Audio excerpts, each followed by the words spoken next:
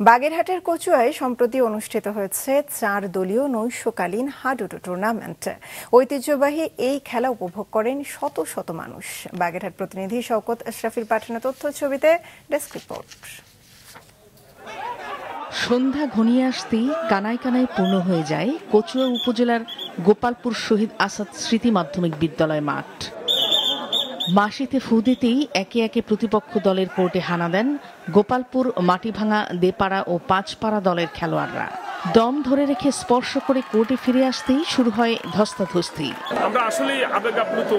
এখানে এসে মনে হচ্ছে সেই শৈশবে ফিরে গেলাম। এই খেলাটি গ্রাম বাংলায় খুব ঐতিহ্য।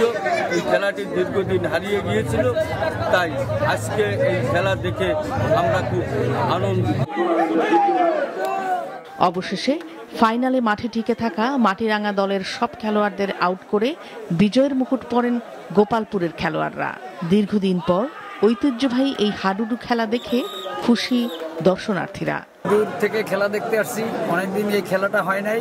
16 বছর ধরে এই খেলাটা আমরা দেখতে পারি নাই, এখন এই খেলাটা আমরা দেখতে পাচ্ছি। খুব আনন্দ উৎসব আমাদের লাগতেছে। আগে খেলা হতো, অনেকদিন খেলা হয় না, আনন্দ পায় না অনেক লোক, এখন এই খেলা আনন্দ পাচ্ছে, খেলা ভালো হচ্ছে। ভবিষ্যতেও এমন আয়োজন অব্যাহত থাকবে বলে জানান সংশ্লিষ্টরা। বর্তমান পরিস্থিতিতে মানুষ মোবাইল নিয়ে আসক্ত, মাদক সরাসরি মাদকের নিয়ে আসক্ত। তাই আমরা মাদক থেকে দূরে রাখার জন্য আমরা এই খেলার আয়োজন করছি। আমরা ভবিষ্যতে আরো ভালো খেলার আয়োজন করব, এই আশাবাদ ব্যক্ত করছি। দীর্ঘ 17 বছর পর গেল শনিবার গোপালপুর শহীদ আসাদ স্মৃতি মাধ্যমিক বিদ্যালয় মাঠে অনুষ্ঠিত হলো এই হাডুডু খেলা। মাছরাঙা নিউজ ডেস্ক।